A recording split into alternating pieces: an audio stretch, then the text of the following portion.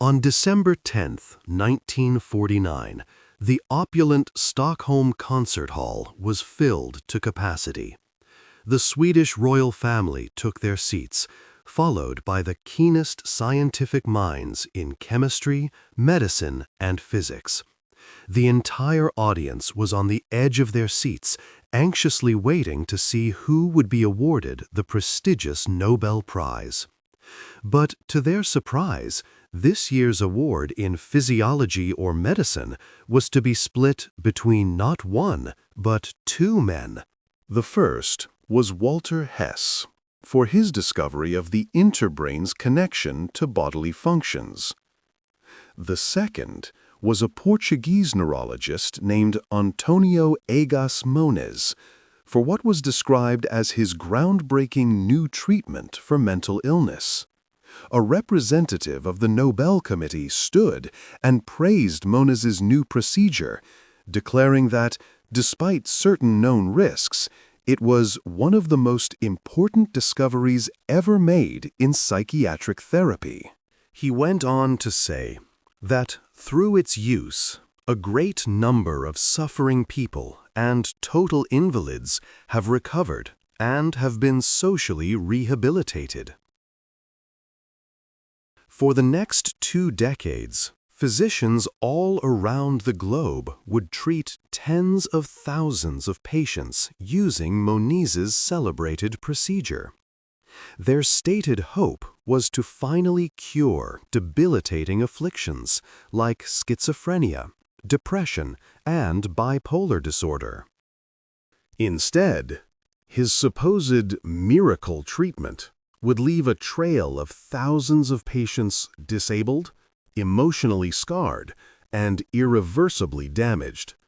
On that night in Stockholm, the greatest scientists of the time applauded Egas Moniz. They had no idea that his lauded procedure would one day come to be known as one of medicine's greatest and most brutal mistakes: the prefrontal lobotomy. When our bodies fail, we trust our doctors to diagnose the problem, but medicine isn't always an exact science. Sometimes it's a dangerous guessing game, with life or death stakes. Welcome to Medical Obscura. This is our first episode in a 2-part investigation into the lobotomy, a now obsolete neurosurgical treatment for mental health conditions. In this installment, we will explore the genesis of the prefrontal lobotomy and try to understand the complex historical and medical context that allowed it to become so widely accepted, despite its devastating flaws. In our next episode, we will examine the procedure's terrifying evolution into the infamous ice pick lobotomy. And we will find out why the world finally and decisively turned against it. Today, the very word lobotomy conjures up visions of a fate worse than death.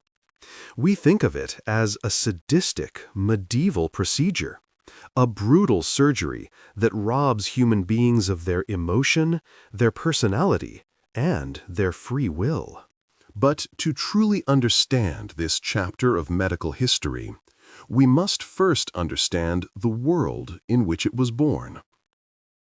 While the serial killer Jeffrey Dahmer did famously perform his own crude, homemade lobotomies on his victims, hoping to make them easier to control, it is crucial to understand that in the 20th century, the clinical lobotomy was not the work of murderers. It was the celebrated work of distinguished doctors and respected psychiatrists. Popular culture, in novels like One Flew Over the Cuckoo's Nest and films like Shutter Island, often depicts how lobotomies were inflicted upon countless unwilling patients. In these stories, the surgeons are almost always portrayed as mad scientists, as immoral monsters. But were they? From approximately 1935 to 1960, The lobotomy was not just another outdated experimental treatment for mental health conditions. For a time, it was considered one of the most promising and even one of the most humane options available. It so dominated the mental health field for over 2 decades that some historians now refer to the period as the era of lobotomia. To understand why, we must look at the state of mental health care in the early 1900s. It was a system primarily controlled by state-run asylums. It's estimated that in the year 1937 alone, over 450,000 Americans were packed into only 477 of these facilities. And half of these patients were confined for 5 years or more. Patients suffering from schizophrenia, severe depression, anxiety, and a host of other afflictions were admitted, either by the state or by their own families, into these massive, government-run institutions. Some patients were even committed against their will for social transgressions, or without having a legitimate mental health condition at all. Doctors and hospital administrators were faced with a catastrophic crisis, quickly and dangerously overcrowding facilities, and almost no access to real, effective treatment options like modern psychotherapy or psychopharmaceutical drugs. They reasoned that if they could just discover a permanent surgical solution for these conditions, many of their patients might be able to return home to a normal life. Or, at the very least, they would become easier to manage and control within the asylum walls. But in order to find that miracle treatment, they first needed to understand the root cause of these mental health conditions, and how the physical brain controlled behavior and personality. One of their first and most dramatic breakthroughs didn't come from a careful laboratory study, but from a brutal and now legendary workplace accident. In 1848, a 25-year-old railroad worker named Phineas Gage was living and working in Cavendish, Vermont. His dangerous job was to drill deep holes into rock, fill them with explosive powder, and blast away material to lay new tracks. One day, Gage was going about his usual duties. He placed the powder and a fuse into a drilled hole, and then packed it with sand and clay to direct the force of the blast. Then, he took a dense piece of metal, a 3-foot-long tamping iron, to compact the charge before detonation. But, for a split second, Gage became distracted by the men working behind him. As he turned his head, his tamping iron struck a rock inside the hole. It created a spark. The powder ignited instantly. The force of the explosion blasted the 3-foot tamping iron upwards like a rocket. It entered Gage's left cheek, tore through his brain, and exited cleanly out the top of his skull, landing some 80 feet away, covered in blood and brain matter. Gage collapsed. His co-workers, screaming for a doctor, ran to what they assumed was his corpse. But to their absolute astonishment, Phineas Gage was still alive, and he was conscious. When the local physician, a Dr. John Martin Harlow, arrived on the scene, he was astounded to find Gage sitting up and talking. At first, Dr. Harlow didn't even believe there had been an accident at all. But a quick examination of Gage's head proved otherwise.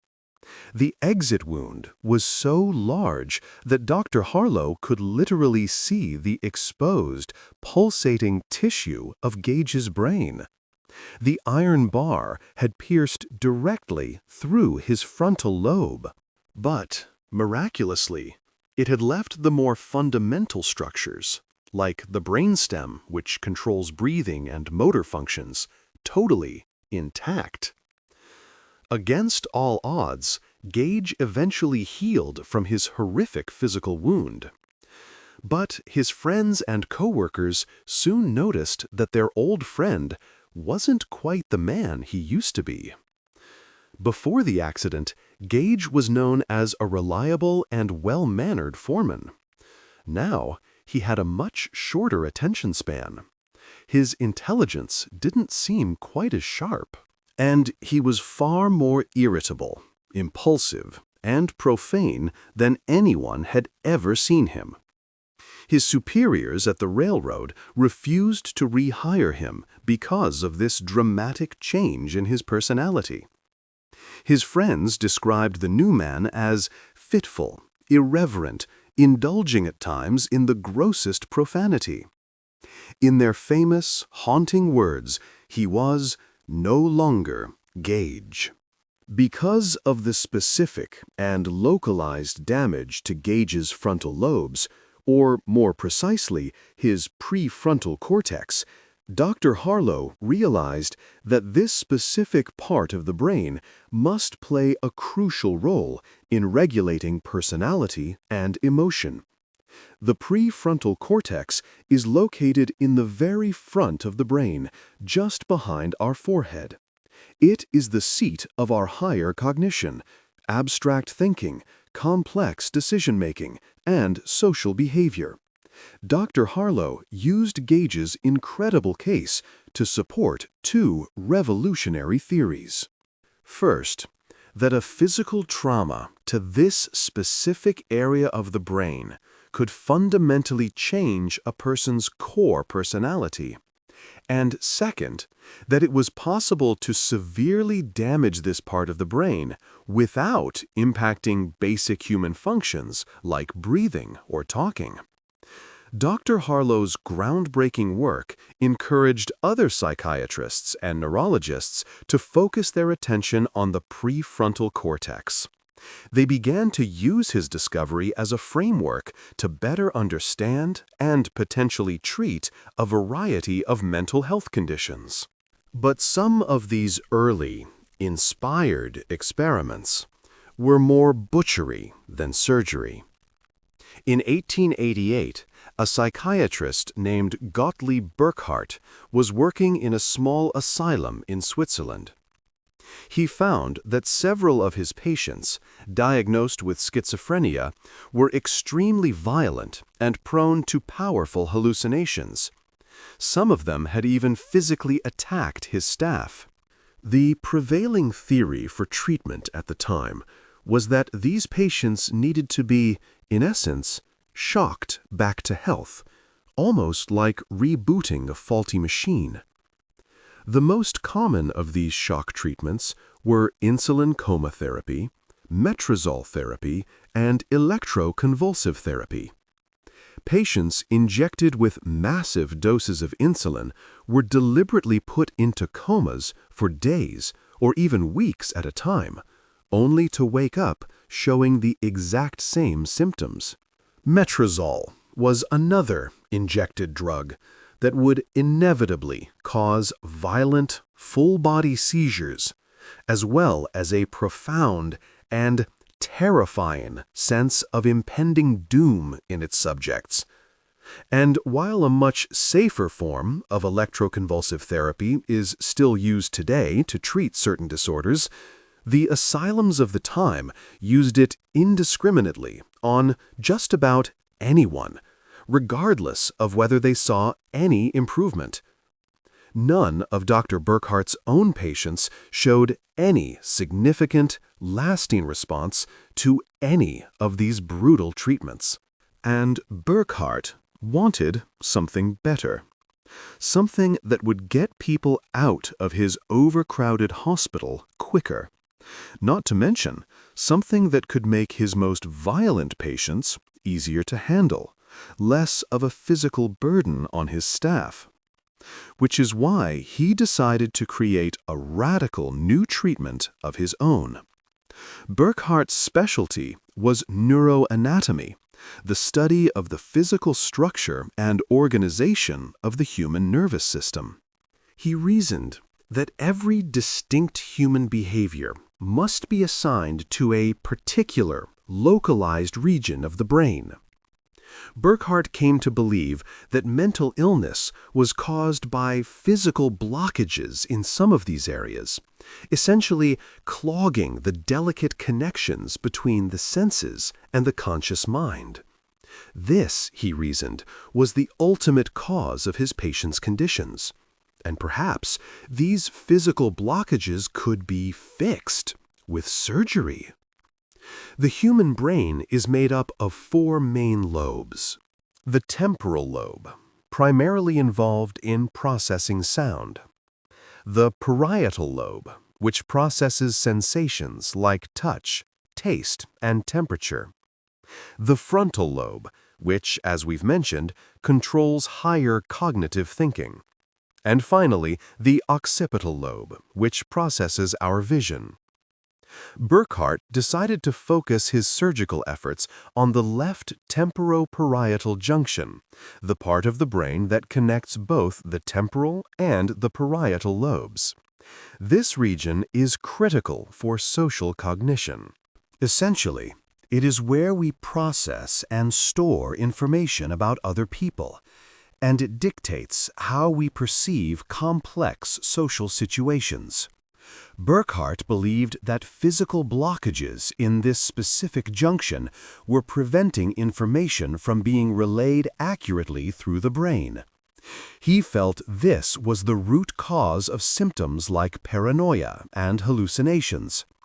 Since this part of the brain translated information from the outside world, it made sense to him that a blockage could cause someone's reality to become distorted. Given the limited scientific knowledge of his day, Burckhardt's conclusions seemed, to him at least, to make sense.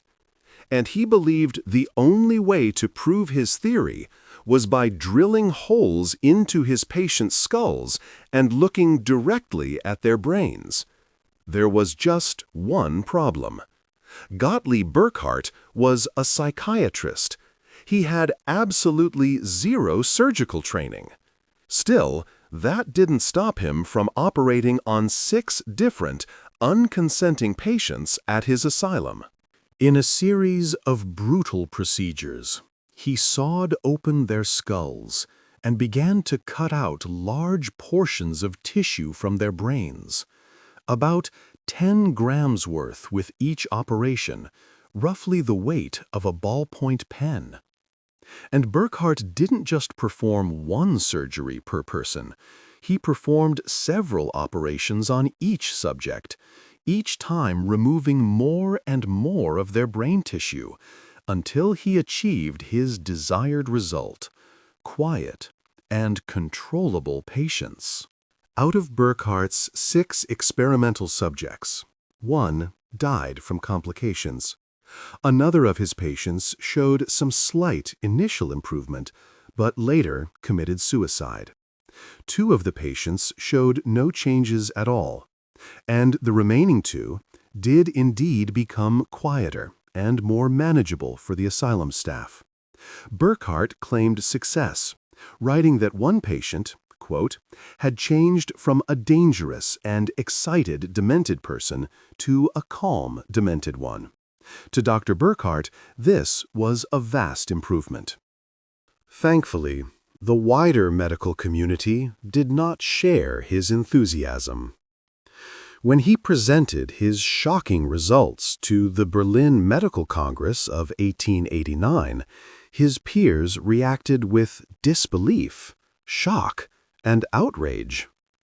Burckhardt's experiments were condemned as highly disturbing, unethical, and grossly ineffective. In the aftermath, he was ostracized by other psychiatrists and physicians. Yet Burckhardt himself remained completely unapologetic about his actions. In his mind, He had eased his patients' internal suffering, and he had made his asylum a safer place for his staff. He famously claimed, "Doctors are different by nature.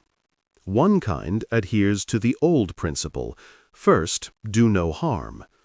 The other one says, it's better to do something than do nothing. I certainly belong to the second category." Nonetheless, Gottlieb Burckhardt retired into obscurity, his radical ideas seemingly discredited forever. It appeared as if that would be the brutal and final chapter in the history of psychosurgery. However, decades later, one ambitious Portuguese neurologist, Egas Moniz, would pick up right where Burckhardt had left off. And his particular spin on the procedure would be adapted by doctors all across the globe. The landscape of psychosurgery was about to be changed forever by a pair of chimpanzees. While most of Dr. Burckhardt's peers in the late 1800s were horrified by his work, there were others who saw a glimmer of merit in his barbaric techniques. That quiet interest finally came to the forefront in 1935 at the International Congress of Neurology in London. The event featured two very important and unusual guests, a pair of chimpanzees named Becky and Lucy. Yale physiologists had surgically removed the primates' frontal lobes entirely and then carefully studied the changes in their behavior. The results were dramatic. The once stubborn and aggressive monkeys were now remarkably cooperative and docile. They no longer got frustrated when they failed to complete simple tasks. The surgery seemed to have erased their capacity for emotional distress. This experiment captured the imagination of one man in the audience in particular, a neurologist named Antonio Egas Moniz. Moniz was from Lisbon, Portugal, and was already a giant, well-respected figure in his field. In the late 1920s, he had developed a revolutionary method for X-raying the brain using soluble dyes. This technique formed the basis of cerebral angiography, a diagnostic imaging tool that allowed doctors, for the first time, to pinpoint dangerous blockages in the blood vessels of the brain. His invention helped identify the early threats of strokes, aneurysms, and tumors. In fact, Moniz's cerebral angiography is still used by doctors today. Inspired by his own success, by the 1930s, Moniz had turned his focus to new frontiers, namely, the treatment of mental health. After witnessing the presentation on Becky and Lucy, he began to form a new theory. He came to believe that most severe mental disorders were caused by abnormal, stuck neural circuits that connected two key parts of the brain: the prefrontal cortex, the seat of reason, and the thalamus. The thalamus is a key part of the brain's limbic system, the very foundation of our emotional responses and our memory. It gathers sensory information from the world and packages that information with powerful emotions like fear, love, anger, and disgust. It then conveys these packaged emotions to our conscious mind. This is where our emotional triggers lie. If a particular song on the radio instantly conjures up memories of an ex-lover, causing you to feel sad or frustrated, you can thank your limbic system.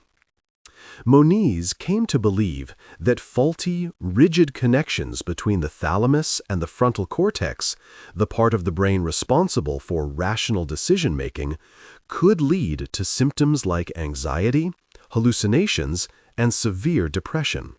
Essentially, He blamed the problem on a bad connection between the emotional and the rational parts of the brain. Moniz then theorized that if the nerve fibers connecting the thalamus and the prefrontal cortex were surgically severed, the brain could then create new, healthier connections. His patients, he believed, could be cured. So Moniz designed a new procedure. He called it a leucotomy. It would, in theory, sever only these specific neural connections, while leaving the rest of the brain completely intact. In November of 1935, Moniz recruited his first patient. She was a 63-year-old woman at a hospital in Lisbon who suffered from a wide range of debilitating symptoms, including depression, anxiety, paranoia, and insomnia. But Moniz believed his new leucotomy could free her from all of those afflictions. Just like Burckhardt before him, Moniz had no formal surgical training. So he enlisted the help of a longtime collaborator and respected neurosurgeon, Dr. Pedro Almeida Lima. Together, they would perform the world's first leucotomy. First, the patient was put under general anesthesia. Then, Dr. Lima made incisions on her scalp to expose the skull, before drilling 2 small holes to expose the brain itself.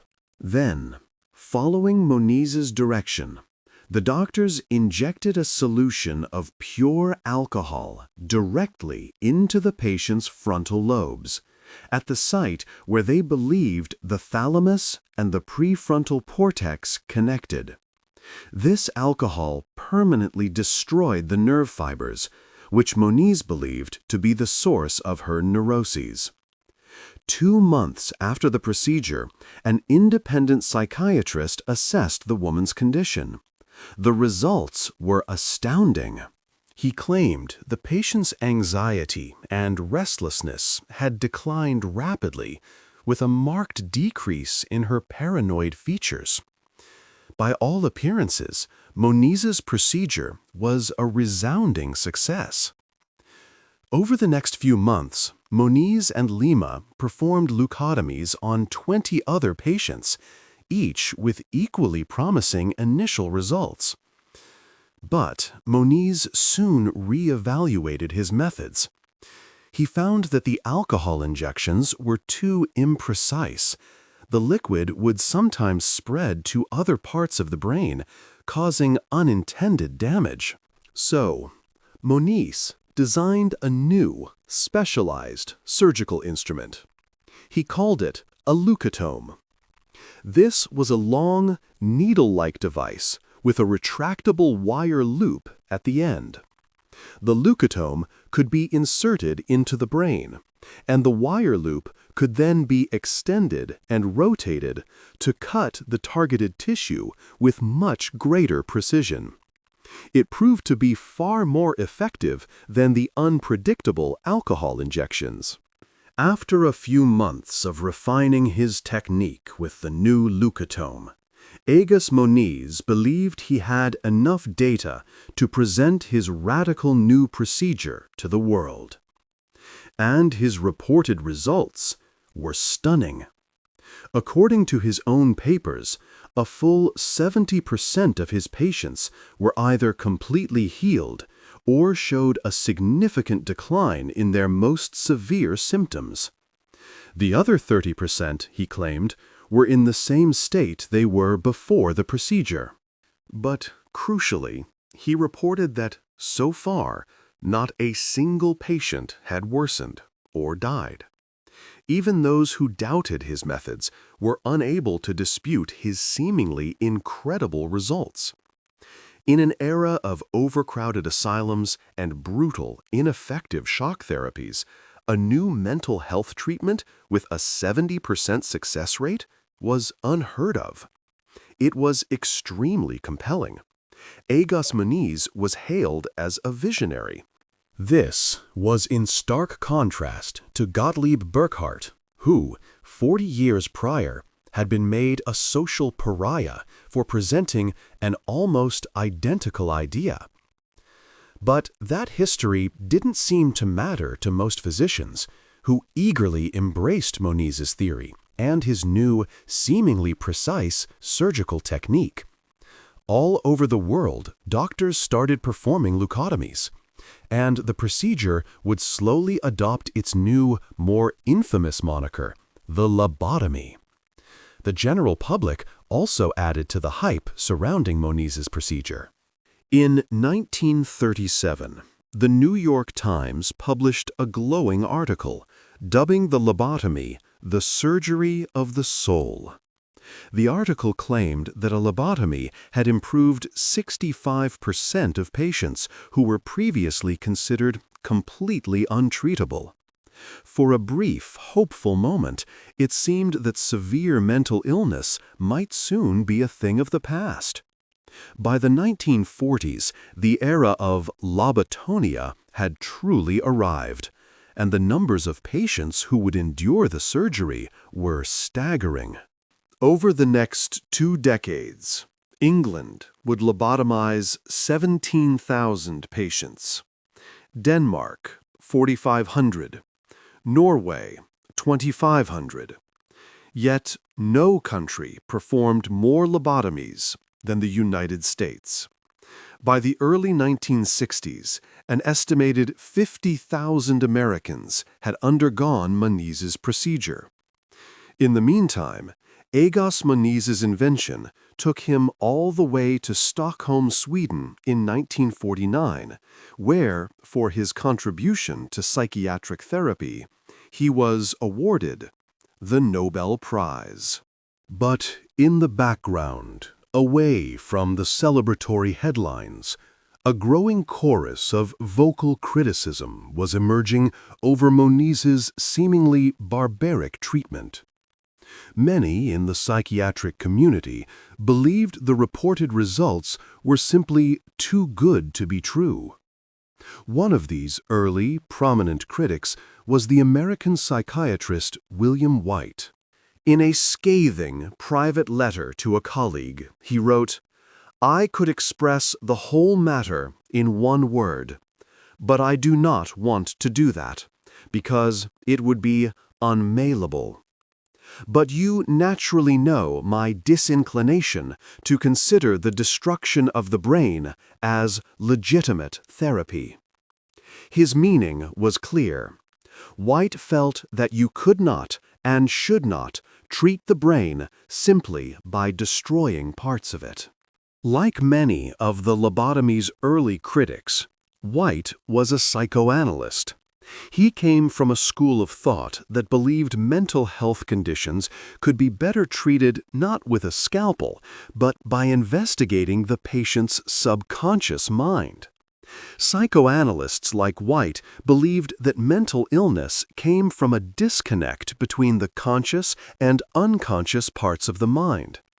If the brain is our body's computer, they saw mental health symptoms as evidence of a software problem. Neurologists, like Moniz, on the other hand, felt that these were fundamentally hardware problems. As for the apparent 70% success rate of the lobotomy, another psychiatrist and neurologist, Roy Grinker, who had trained directly with Sigmund Freud, had a compelling alternative suggestion. He believed that the surgical procedure itself had absolutely nothing to do with the patient's supposed improvement. Rather, he argued, it was the intensive rehabilitation afterwards that was effective. Patients who underwent a lobotomy were assigned a private nurse and given a great deal of one-on-one attention and therapeutic care. Grinker suggested that these aspects of the treatment, not the brain damage, were what truly alleviated a patient's symptoms. For a while, the psychological and the neurological opinions were at odds. Then, in 1938, a lobotomist named Kurt Goldstein proposed combining the two approaches. Instead of choosing between psychosurgery and psychoanalysis, Goldstein felt that patients should receive both. This two-pronged approach would become increasingly common. But the lobotomists still had something the psychoanalysts didn't. Their data showed immediate, drastic, and measurable changes in behavior right after a lobotomy. Psychoanalysis, by contrast, had very little hard proof of a patient's improvement. Their process was much slower, more subjective, and far less convincing, especially to a society that was increasingly hungry for quick, definitive, scientific-seeming results. In some countries, the critics of the lobotomy did prevail. Germany, perhaps wary of medical experimentation after the Nazi era, performed very few lobotomies on its citizens. And in 1950, the Soviet Union made the procedure completely illegal, officially calling the operation inhumane. However, it's unclear whether the Soviets objected to the procedure on purely medical grounds, or if their decision was political. At the dawn of the Cold War, they were deeply resistant to adopting any medical practice originating from Western Europe. Many other critics did not object to the idea of the procedure itself, but rather to the way it was being portrayed in the media as a universal miracle cure.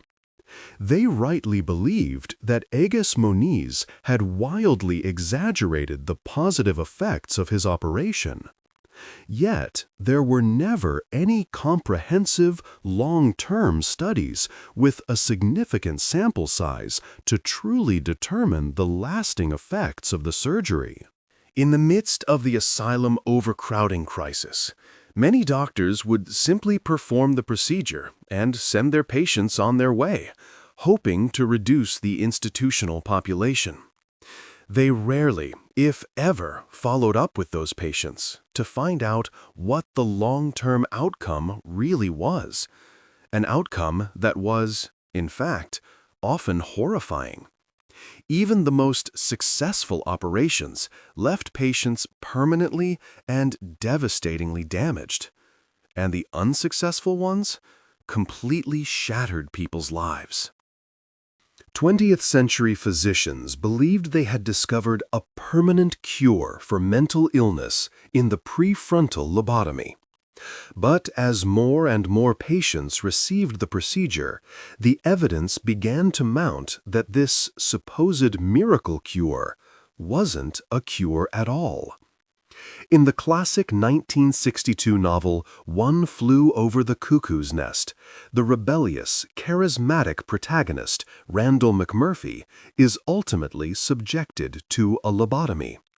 In the aftermath, the once vibrant brawler is rendered completely silent, empty, and catatonic. A lobotomist from the 1930s or 40s might have argued that McMurphy's tragic condition was a regrettable outcome, but far from the norm.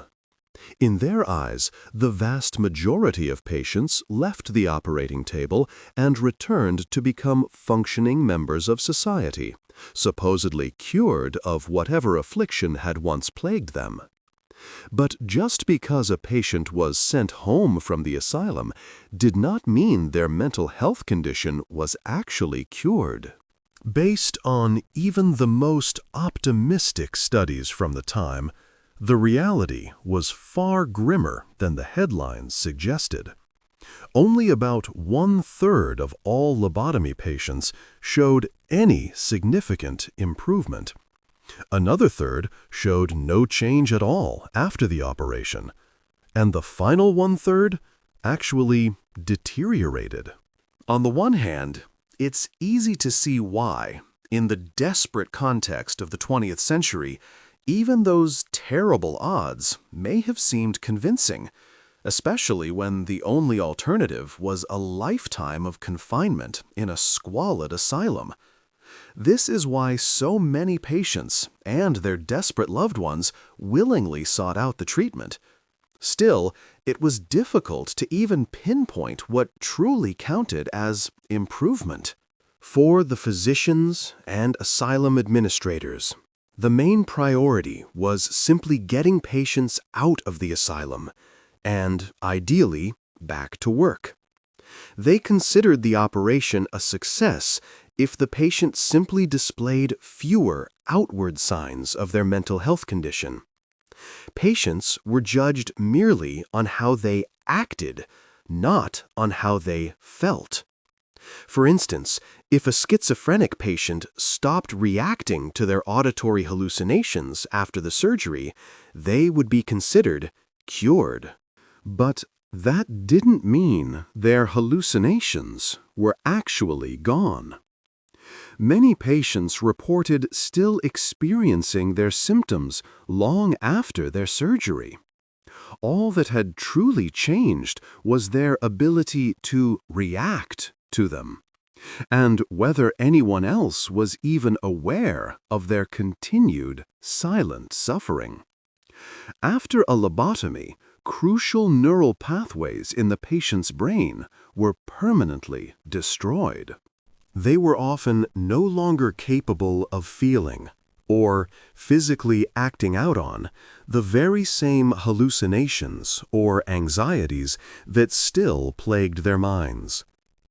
In fact, the lobotomy often kept patients from feeling any strong emotions at all. It wasn't just negative feelings like fear or anxiety that went away. The operation also frequently eradicated a person's capacity for happiness, for excitement, and for love. The psychosurgeons of the era even had a clinical and chilling name for this devastating side effect: surgically induced childhood, or bleaching the ego.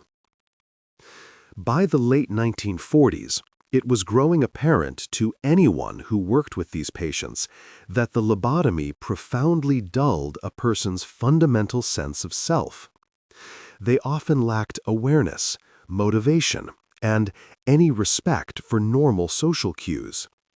During the recovery period, many patients would regress into what was chillingly called a second childhood.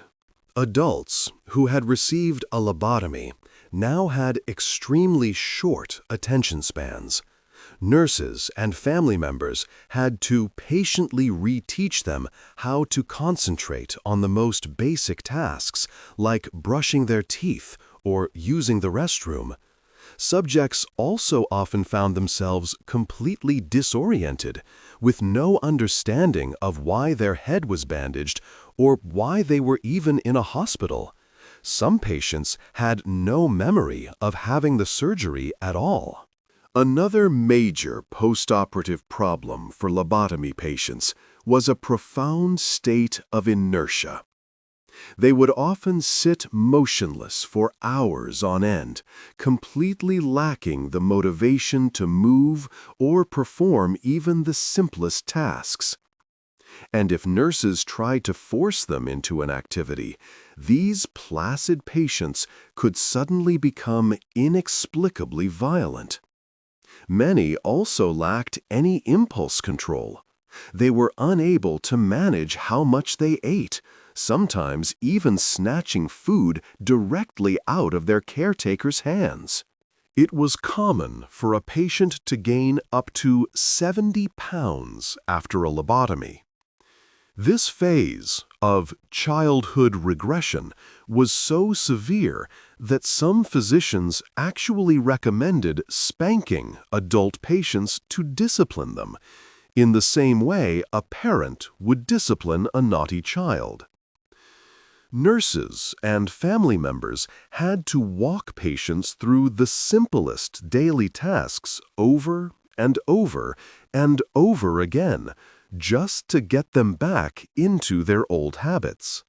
This process is a form of what we now call occupational therapy, and it did help many patients eventually regain most of their normal function and even return to work within a year of their operation.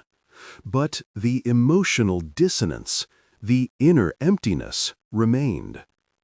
As one neurologist of the time stated, "Every patient probably loses something by this operation, some spontaneity, some sparkle, some flavor of the personality." Unfortunately, this profound sacrifice was seen by many proponents of the surgery as a regrettable yet necessary side effect of the treatment, when in actuality, none of these patients were ever truly cured of their underlying mental health condition. The physical damage to their brain only made their internal struggles less pronounced to outside observers, but not to themselves. Around 30% of all lobotomy patients were left permanently and severely damaged by the surgery.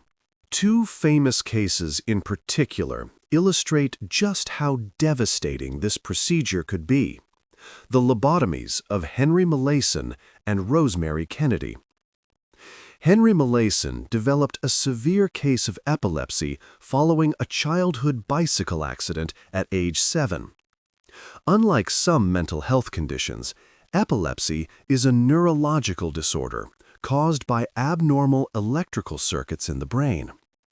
During a seizure, neurons that normally fire in a controlled sequence all fire at once, resulting in violent muscle spasms, unconsciousness, and memory loss.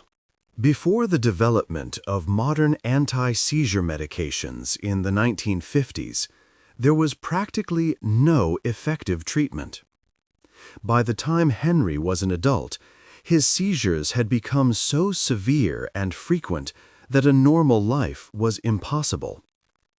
In 1953, at the age of 27, his desperate family was told that a form of psychosurgery could help manage his symptoms. They agreed. A prominent surgeon named Dr. William Scoville performed Henry's operation. Except, Dr. Scoville had his own modified version of the procedure. Instead of targeting the connections to the prefrontal cortex, Scoville chose to destroy parts of Henry's hippocampus. The hippocampus is another key part of the brain's limbic system. It plays a crucial role in consolidating short-term memories into long-term memories. Since Scoville believed Henry's seizures were originating from this area, he made the radical decision to remove this entire part of the brain. The surgery did, in fact, reduce the frequency of Henry's seizures. However, his lobotomy had other, unforeseen, and absolutely devastating effects. Henry was able to remember his past, his childhood, everything up until the moment of the operation. But from that day forward, he could not retain any new information for longer than a few minutes. He was completely and permanently unable to form any new memories. And while Henry Molaison's family sincerely believed the lobotomy could help their son, there were others who inflicted it upon their own family members, purely as a means of control. Rosemary Kennedy was the younger sister of the future president, John F. Kennedy. During her birth, Rosemary experienced a prolonged period of hypoxia, or lack of oxygen, which led to a series of lifelong developmental problems. She had trouble learning to read and write, and as she grew older, she would sometimes have violent convulsions and fits of rage. As a young woman, Rosemary was also described as rebellious for her era and social class. She would sneak out at night from the convent school she attended. The nuns there, and her family, feared she was having affairs with strange men. On top of that, Rosemary's powerful father, Joseph Kennedy, was terrified that her unpredictable behavior would cause a public scandal and derail her brother's soaring political ambitions.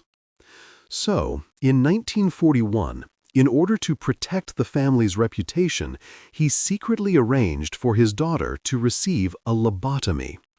She was just 23 years old. Because she carried a diagnosis of, quote, mental retardation, only her father's consent was required for the procedure. Rosemary herself had no knowledge of what was about to happen to her. Technically, Rosemary's lobotomy was performed by the book, but the surgery left her severely and permanently disabled. Once a fiercely independent and vibrant young woman, she was now rendered nearly catatonic, with the mental capacity of a toddler, unable to care for herself. Her family hid her away in an assisted living facility, and for decades the public was told she was simply a recluse. Sadly, Rosemary's case was not unique. In the 1940s and 50s, women were disproportionately given lobotomies. In some medical practices, nearly 75% of all patients who received the operation were women. This is despite the fact that the majority of patients confined to asylums at the time were men. In an era when women were expected to be calm, cooperative, and submissive, common human emotions were often pathologized. Symptoms of what we would now recognize as anxiety, postpartum depression, or simple neuroticism were often not tolerated. As such, many women were coerced into receiving lobotomies by their fathers or husbands, men who feared these difficult women would become an embarrassment to their family. And like Rosemary Kennedy, many had no say in the decision and no prior knowledge of the procedure that would destroy their lives. By the early 1950s, the standard prefrontal lobotomy was also facing serious logistical obstacles. Egas Moniz had originally hoped his procedure would ease the financial and spatial burden of overcrowded asylums. But in reality, it was proving far too expensive and time-consuming to be used on everyone. Each procedure cost hundreds of dollars. It required general anesthesia, a full operating room, a trained neurologist, and a skilled neurosurgeon. The patient's recovery period often took weeks, if not months, requiring even more nurses and hospital resources. And if the patient didn't seem to respond to the initial treatment, they were often required to go through the entire costly process all over again. By 1951, the number of lobotomies being performed was falling, and the voices of the critics were growing louder. It seemed as if Moniz's brutal method would finally fade into the dark annals of medical history. But in America, one of Moniz's most fervent and ambitious supporters was just getting started. The American neurologist, Dr. Walter Freeman, had latched on to Moniz's idea back in the 1930s. He quickly became one of the world's most vocal lobotomy advocates. He and his partner, a neurosurgeon named James Watts, performed thousands of the procedures themselves and tirelessly advocated for its widespread use in the press and in the halls of Capitol Hill. Most importantly, Freeman realized that for the lobotomy to truly solve the asylum crisis, the procedure needed to be simpler, faster, and cheaper, more accessible. In fact, he came to believe he could remove trained neurosurgeons and operating rooms from the equation entirely. Under Dr. Freeman's guidance, the lobotomy would be transformed into a simple, terrifyingly efficient office procedure, one that, he would prove, didn't even require a medical degree to perform. He began targeting people with increasingly mild mental health conditions, recommending his new lobotomy to patients as young as 12 years old.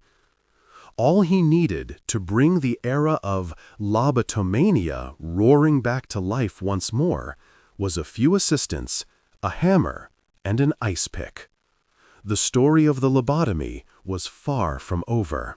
It was about to enter its most infamous and most brutal chapter. That story continues in Part 2.